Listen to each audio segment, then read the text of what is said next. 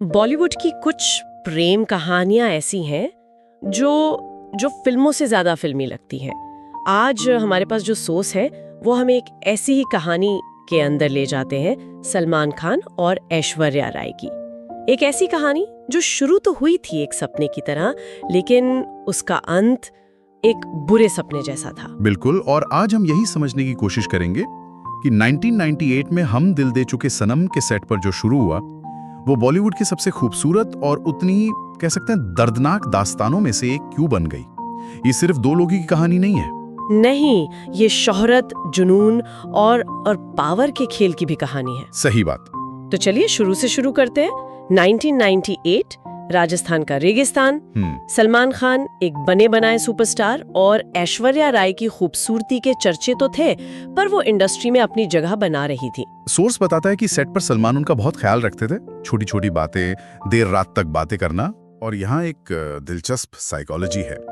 Source के मुताबिक ऐश्वर्या को उस वक्त जो नई नई शोहरत मिली थी, उसकी उथल पुथल के बीच सलमान के आत्मविश्वास में एक तरह का सहारा मिला। अच्छा, ये क्लासिक केस है जहां काम का इंटेंस माहौल दो लोगों को बहुत तेजी से करीब ले आता है। पर्दे की कहानी कब असलियत बन जाती है पता ही नहीं चलता है ना। बिल्कुल, और फिर उम्मीदें भी असलियत से दूर हो जाती हैं। शायद यही हुआ जब 1999 में फिल्म रिलीज हुई और ये बॉलीवुड के गोल्डन कपल बन गए। हर जगह बस उन्हीं के चर्चे थे। हाँ, लेकिन यहीं से उम्मीदों का टकराव भी शुरू हुआ।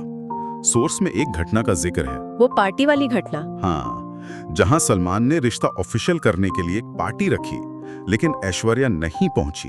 अब ऊपर से ये एक नासमझी लगती है, पर गहराई में ये दो अलग अलग दुनियाओं की टक्कर थी। मतलब ये सिर्फ करियर और शादी के बीच चुनने जैसा नहीं था। उससे कहीं ज्यादा था। सोच इशारा करता है कि ये एक एस्टैब्लिश्ड सुपरस्टार और एक तेजी से उभरती हुई स्टार के बीच का पावर डायनामिक भी था। सलमान शायद घर बसाना चाहते थे अपने टाइमलाइन पर, और ऐश्वर्या अपने आसमान छूते करियर को छोड़ने के लिए तैयार नहीं थी। और यहीं से कहानी ने वो मोड़ लिया जहां जुनून, जलन और एक तरह से अधिकार जताने में बदलने लगा।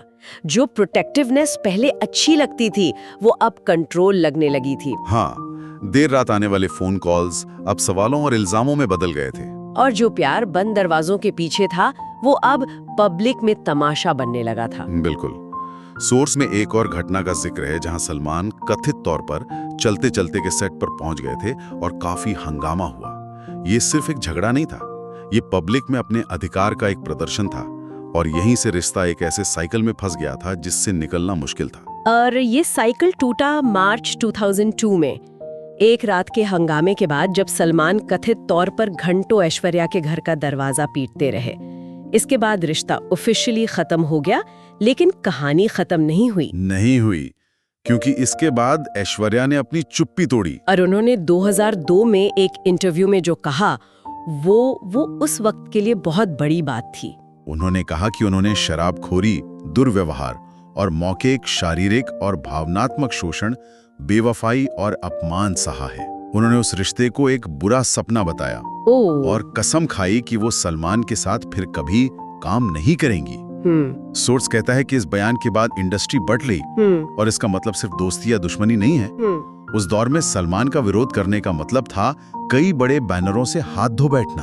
तो ऐश्वर्या का पब्लिकली ये सब बोलना एक बहुत बड़ा और साहसी कदम था। और सलमान का इस पर क्या कहना था? सोर्स के अनुसार उन्होंने झगड़ों की बात तो मानी, पर इन गंभीर आरोपों पर कभी सीधे तौर पर कुछ नहीं कहा। और शायद यही खामोशी इस कहानी को और कॉम्प्लेक्स बना देती है। समय के साथ दोनों अपनी अपनी जिंदगी में बहुत आगे बढ़ गए।